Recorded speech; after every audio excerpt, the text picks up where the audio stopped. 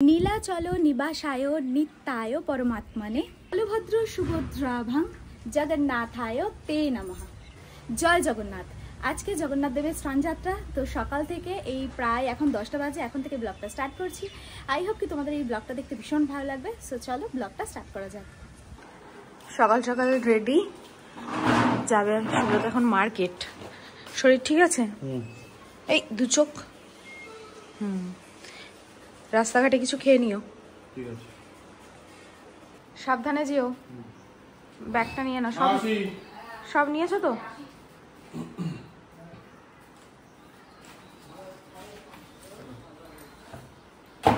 একটু জুস ফুস খেয়ে নিও রাস্তায়।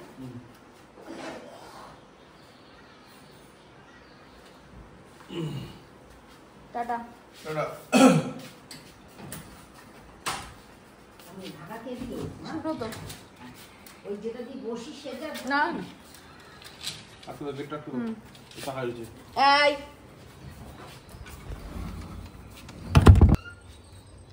টাটা।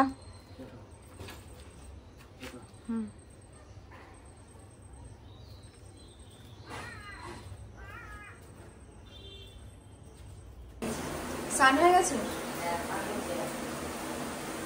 বাহ। বলরামের স্নান হয়ে গেছে।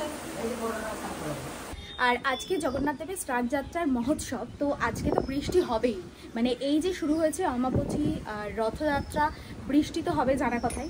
তো যাই হোক, আজকে ভেবেছিলাম বেশ সুন্দর করে অনেক রকম অনেক কিছু করে স্নানযাত্রা পালন করব, বাট ভগবানের বোধহয় সেরকম খুব একটা ইচ্ছে নেই।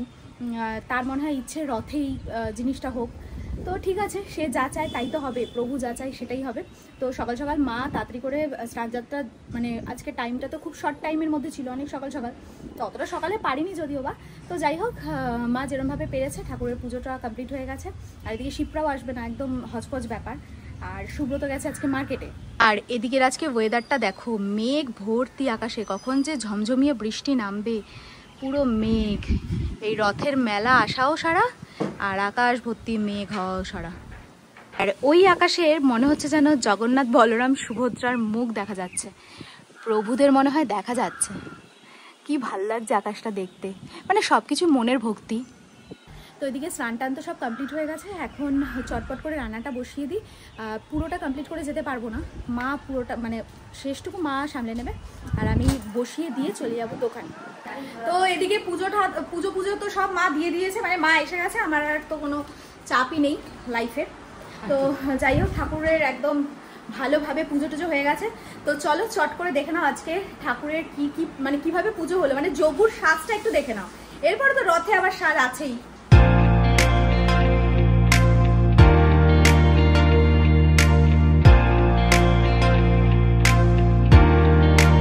এদিকে রেডি হয়ে গেছি, আর আজকে ডালের বড়া দিয়ে আলু দিয়ে তরকারিও প্রত্যেক শনিবারই আমাদের এটাই মেন হয়ে দাঁড়িয়েছে। তো ডালটা বেটে দিয়ে গেলাম, নাহলে মার আবার বাটাবুটি করতে কষ্ট, পায়ে ব্যথা। তো ডালটা বেটে দিয়েছি, এখন শুধু মা আলু দিয়ে বড়া দিয়ে তরকারি করবে, আর মুগের ডাল করবে, আর আলু ভাজা টাজা তো আছেই। তো যাই হোক, এখন যাই দেখি, মামামের একটা বাংলা ব্যাকরণ বই কেনার আছে, তো সেটার জন্য দোকানে যাব, যদি পাই তাহলে নিয়ে নেবো, তারপরে যাব আমাদের দোকানে।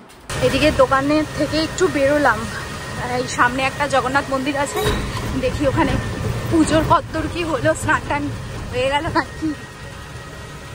আর এদিকে দেখো কি বৃষ্টি শুরু হয়েছে, মারাত্মক বৃষ্টি, হঠাৎ করে বৃষ্টিটা নেমে পড়লো। এখানে অলরেডি স্নান টান সব কমপ্লিট, আর এখানে সব কীর্তন বসেছে। ভাবলাম যে স্নানটা দেখতে পারবো, বাট হলো না, হয়ে গেছে অলরেডি। আর এই যে জগন্নাথ, মনে হয় ভোগের রান্না হচ্ছে। আর এদিকে তো মারাত্মক বৃষ্টি শুরু হয়েছে, মারাত্মক।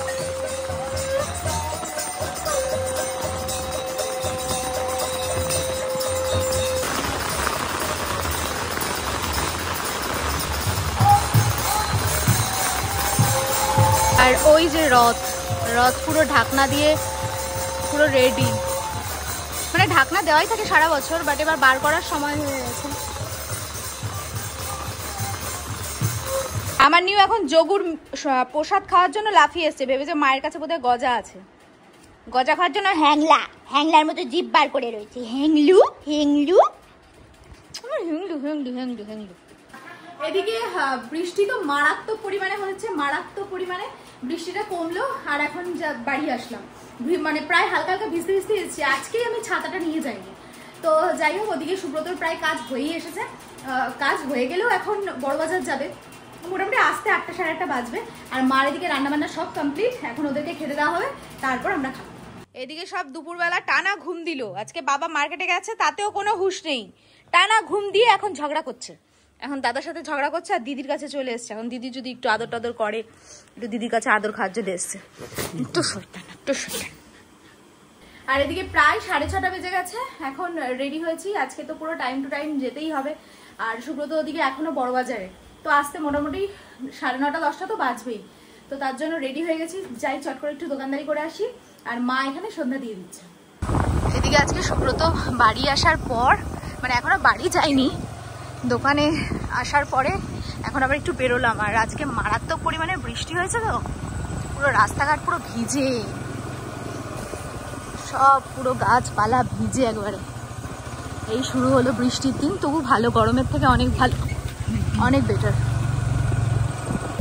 আর এদিকে সব দুধের প্যাকেট আর হচ্ছে পনির নিয়ে নিলাম, রাত্রে পনির আলুর তরকারি হবে। তো এদিকে তো বাড়ি আসলাম আর পনির নিয়ে এসেছি আজকে, যেহেতু সকালে ডালের বড়া আলু দিয়ে তরকারি হয়েছে, অনেকদিন পনির খাওয়া হয়নি। মানে সেটা ব্যাপার না, ব্যাপারটা হচ্ছে রাত্রে একটা রান্নার একটা অজুহাত। তো তার জন্য রাত্রে রান্না যেহেতু করতেই হবে, মানে এরকম হয়ে দাঁড়িয়েছে প্রত্যেক দিন কিছু না কিছু রাত্রে রান্না করতেই হবে। তো যাই হোক, তার জন্য পনিরটা নিয়ে আসা হলো। এখন পনির আলু দিয়ে ঝোল করে ফেলবো। আর মানে আগে যখন পনির খেতাম না, দুপুরবেলার দিকে পনির বানালে ওই পোস্ত পনিরটাই খাওয়া হতো, বাট ওটা আর খেতে ভালো লাগছে না, একঘেয়ে হয়ে গেছিলো। তারপরেই চেঞ্জ হলো ডালের বড়া আলুর তরকারিতে, তো সেটাও এখন আবার একঘেয়ে হয়ে গেছে। মানে কোন দিকে যাবে মানুষ। তো যাই হোক, এখন চট করে পনির আলুর তরকারি ঝোল, মানে তরকারিটা করে তারপরে খাওয়া দাওয়া হবে।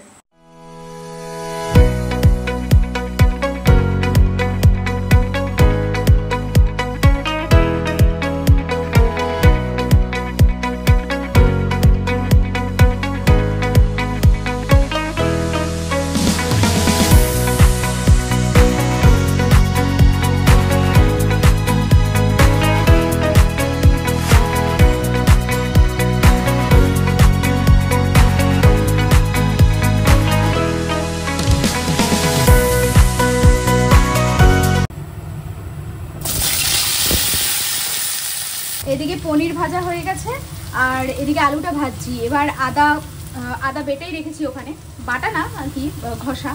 তো সমস্ত আলুটা ভেজে নিয়ে আদা দিয়ে আর হলুদ আর লঙ্কা গুঁড়ো দিয়ে কষিয়ে জল দিয়ে দেবো। তো এদিকে পুরো পনিরের ঝোল রেডি, একদম পুরো কমপ্লিট। এবার সবাইকে খেতে দিয়ে দেবো। এদিকে মানে সকালের দিকে পনির সবসময় ভালো হয়, টাটকা হয় মিষ্টির দোকানে স্পেশালি, কিন্তু রাতের পনির যে এত টাটকা আর এত ভালো, পনিরটা পুরো সফট মাখনের মতো। আর দেখবে যেই জিনিসটা রান্না হবে সেই জিনিসটা যদি ভালো হয়, রান্নাটাও ভালো হয়। তো পনিরটা এত ভালো ছিল যে ঝোলটা পুরো ইয়ামি হয়েছে, মানে ভাতের সাথে একদম পুরো জমে যাবে এখন। তো সুব্রত ফ্রেশ হতে গেছে, আসুক তারপর সবাইকে খেতে দিয়ে দিই। তো এদিকে কাজ বাজ তো সব কমপ্লিট হলো, বাট কালকে মানে পুরো মনে হয় 5টার সময় না উঠলে হবেই না। মানে মামামের পড়ার ঘরটার অবস্থা খুবই শোচনীয়, ওটা পুরো ঘষে মেজে পরিষ্কার করতে হবে। রোজ রোজ সীমাদি তো সামনে দিয়ে এমনি মুছে দিয়ে চলে যায়, তারপরে তেল কাইশটার মতো একটা ভাব চলে এসছে। তো কালকে সেগুলোকে একদম ক্লিন করতে হবে। তো এইটা যেহেতু মাথায় ঢুকেছে, আজকে রাত্রে ভালো করে ঘুম হলে হয়, কারণ ভেবেছি কালকে সকাল সকাল উঠে সব পরিষ্কার করবো। আর এদিকে কালকে বাপি আসার কথা আছে, তো দেখা যাক কি হয়। আর আজকের ভিডিওটা তাহলে আমি এখানেই শেষ করছি। যদি কিছু ভিডিওটা ভালো লেগে থাকে then do like, comment, share and subscribe. দেখা হচ্ছে নেক্সট ব্লগে। ততক্ষণের জন্য খুব ভালো থেকো, সুস্থ থেকো, আর অবশ্যই বেটে মেটে সাথে থেকো। সো চলো আজকের মতন tata, bye and good night.